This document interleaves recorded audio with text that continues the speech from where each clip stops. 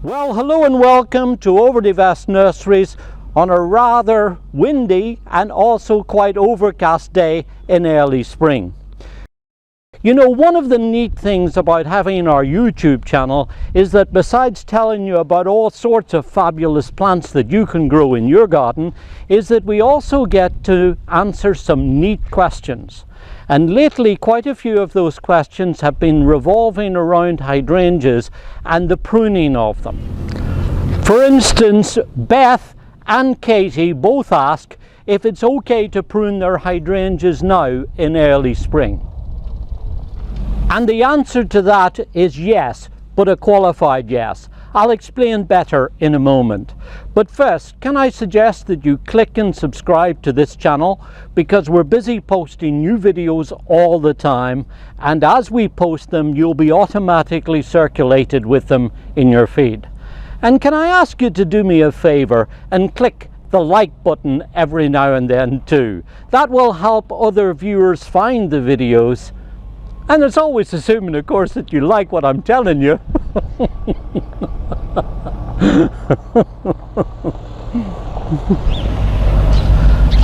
And the reason why I gave it a qualified yes is that not all hydrangeas are the same.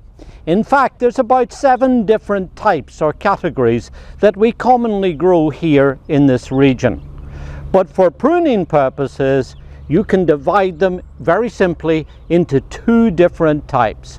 Ones that flower on the current year's growth, and those that flower on the growth that was made last season. Now these, the ones that sometimes people refer to as flowering on the old wood, are ones that made their flowers in the buds during the latter part of the summer and in the fall. Then they went dormant during the winter time, and now in spring, just when the buds are beginning to wake up and open, inside these buds is a tiny little embryonic flower bud that will then grow out and flower in the earlier part of the summer. And guess what? If we were to cut those off now, we would be cutting off flowers, and you don't want to do that. In fact, this type, which includes the oak-leafed hydrangea, which has leaves like an oak leaf, the mountain hydrangeas that are lace-cap types and very hardy and really good plants, and then these types, which are known as the macrophyllus, means big leaves, are sometimes also referred to as mophead varieties. Now they are the ones that come from flowers that can be changed from pink to blue and blue back to pink. They also come in white and red shades too, incidentally, and they have these big distinctive rounded flowers, and this is probably the most popular hydrangea today, but one that really you don't need to prune, certainly not in springtime. And if you do want to prune them, sometimes if they grow into bigger plants and you want to try and reduce the size on them a little bit, or it might be that you want to rejuvenate some growth, if you want to do that, you do it when they finish flowering, and that's when I'll be able to show you another video that will deal with that then. But for now, in early spring, this type that flowers on the growth that was made last summer, you do not prune. On the other hand, the other type is the one that flowers on the current year's growth, and they're the ones that we prune. Now I'm sure you recognize them. They're very distinctive. These are the ones that have these big cone-shaped flowers during the summertime. They can be a pale green color. More often they're a creamy white, and sometimes towards the latter end of the summer going into the fall, these flowers will take on really delightful pink and even red shades too. The neat thing about these is that they're very hardy and easy to grow anywhere in our region, and we are very fond of them. It's amazing how popular this type has become. There's another native hydrangea too that's called Hydrangea arborescens. Hydrangea Annabelle is a good example. Invincible, Spirit, Incredible, all of those are descended from this species that grows from New York all the way down to Florida. Again, very hardy, very reliable, carries its flowers on the young growth, but instead of having cone-shaped flowers, they tend to be round shades, and always whites or pink and slightly red shades, never blue. So you can easily tell the difference between the shape of the flower when they flower, and if you're in doubt, check with your local garden centre experts. They'll be able to tell you exactly which ones you have and when you should prune them. And if you look at these plants, you'll see that they have carried their old flowers from last year on growth that was made during the entire season last summer. So this plant has to grow out in springtime and the early part of the summer, set its flowers then during the summer, and that will carry it through into the fall too. So obviously the more young growth that we create on this plant or this type of hydrangea, the more floriferous they're going to be, the bigger the flowers will be, and the better the display. So Beth and Katie, if this is the type you have, then you can prune these in early spring. In fact, it's a good thing to do. But I also should mention that if you're not sure which ones that you have, hold off on pruning, wait for them to flower, and then you'll be able to decide whether you should prune them next spring or not. And if you do want to prune them, here's how you do it. And for this, all you need is a good sharp pair of pruners and some sort of receptacle to put the prunings in. Now, as I say, I'm doing this in early spring. That's my favorite time. But really, these are so hardy, you could do it earlier than this if you wished. You could do it in late fall, even in milder periods during the winter time. I like doing it now in early spring because at least you're able to enjoy something of the flowers during the winter time, and you're doing it now just as the buds are beginning to open, and that means that you're going to look at the cutback plant for the shortest possible time. So the first thing to do is to look over the plant and see if there's any dead parts, if there's any bits left over from last year. And I see a few bits here from pruning wounds and things like that. You can take those out because that material is dead anyway and it's not going to do any good. So just snip out any dead bits that are on there, and that then allows you to take a look at the rest of the plant and decide what you want to do with it. Now, the thing I like to do is to cut back all these weak spindly stems quite hard. I'll trim those back to usually a set of buds or so, because really small spindly growth in the inside of the plant is really not that much benefit. I also see, well, that's a dead piece there. If there's any crossing pieces, you can take those out too.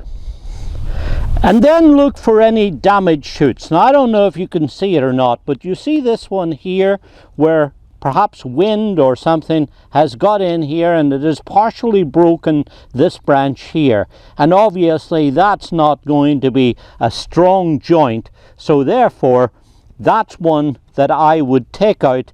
And in fact, as you go around your plant, if you see any that are damaged like that, take it out, because it's not really going to be structurally sound.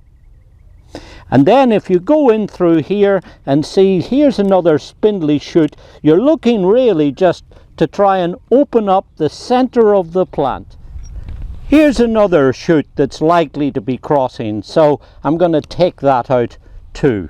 The idea is really to build up a nice open shape that's kind of vase shape or bowl shape like this. So you're looking to try and keep the center of the plant nice and open so that light and air is able to get in all over and all around the plant. Now look for any wood that's going to be crossing, that's likely to be rubbing against each other during the growing season. And you see these two shoots here where my thumb and finger is, you'll see how these are going to be rubbing against each other. So we need to take one of those out, and I would suspect that this one here growing towards the middle is the one to take out. So that stops it from rubbing.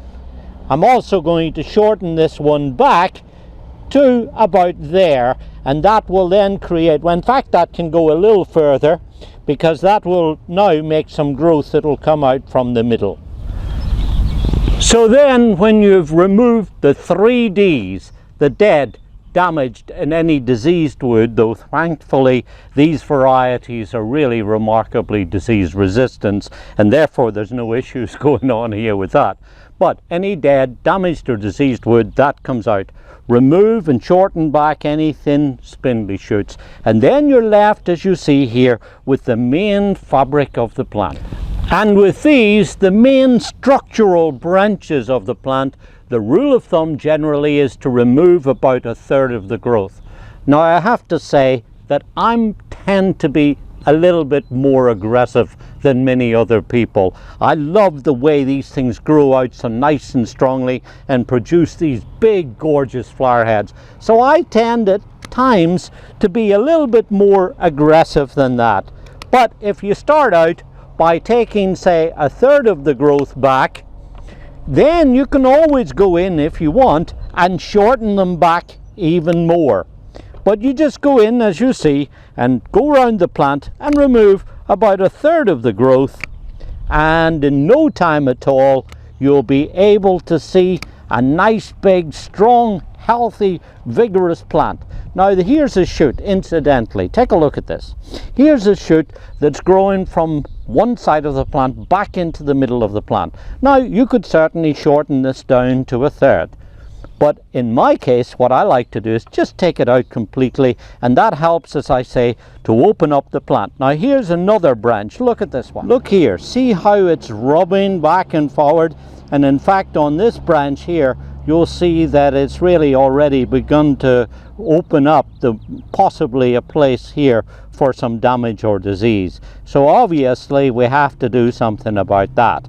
Now this shoot here is growing in an outward direction, that's good. This one here is kind of coming from the middle of the plant, and there's a nice big juicy shoot here anyway going off in this direction. So in that case what I'm going to do is to take this one back, right back here to the base of the stem, and that will eliminate the crossing, and then this branch here will be able to grow out and flower, which I see I've already pruned. Now you'll see that on this plant there are some of the lower branches here that are growing out and having flowers that are going to touch the ground. And obviously what we want to do is to try and encourage growth that's going to be more showy and up off the ground. So in that case I'm probably going to take this one back quite hard. There's a little short twiggy growth there that's going to be crossing too. And here's another one down at the base, so I'll take that back quite severely. Then gradually, as you see, I'm working my way around the plant until you get to some of these shoots here. And the question is, where do you prune? Well, we said about take 1/3 off, that would be about here. But let me show you where you actually prune, make the pruning cut. Now I don't know if it matters that much, but generally they say that you should prune just above a bud node. Those, I don't know if you can see it or not, but these are the little buds breaking out on the stem here, and if you prune just above those, that's where the stem is a little stronger. And I sometimes believe that with things that are hollow stemmed like these plants, you sometimes can get water and disease in the pruning wound, and where there's a bud node it's a little tougher, a little sturdier there, and that helps to just stop any dieback that you might get from some of the shoots whenever you trim them back. So then, as you see, it's really just a matter of working your way around the plant, shortening back any of the shoots that are on there, taking about a third or maybe at times a little more than that back on the plant and cutting above a node, and that way you'll then have a nice, strong, vigorous growing plant that's well shaped and one that's going to produce lots of flowers during the growing season. So that's how you prune the varieties that grow and flower on the current year's growth. And then it's just a matter really of going around and catching any last minute bits that you didn't get earlier on. I see here's one that I need to shorten back just a little bit like so, and in no time at all you're going to have a nicely shaped plant with lots of strong vigorous growth that's going to grow out this spring and then carry its gorgeous flowers this summer. And there's just one final thing that I like to do, and that is, because you pruned it back and it's now poised to put on a lot of good strong growth, it's a good idea to put down some fertilizer, and that will help to sustain the growth and keep it going during the year. Now, it really doesn't matter what kind of fertilizer you use as long as it's a good balanced formulation. I like to use this slow release fertilizer because it is what I call a one-shot deal, and as you see very scientifically, I sprinkle about a handful or so around the perimeter of the plant and then just gently work it in with a rake like so. And then, because it's a slow release fertilizer, it will keep on working during the growing season, and that will sustain plenty of growth. So there you are, Beth and Katie. That's how you prune this type of hydrangea, the one that grows out and flowers on the current year's growth. And if you've got some that have those pink and blue colored flowers on them, the mophead types, the other ones I mentioned, don't prune those, just these type. This is David Wilson. Enjoy your gardening. It's good for us and it's very good for our environment too.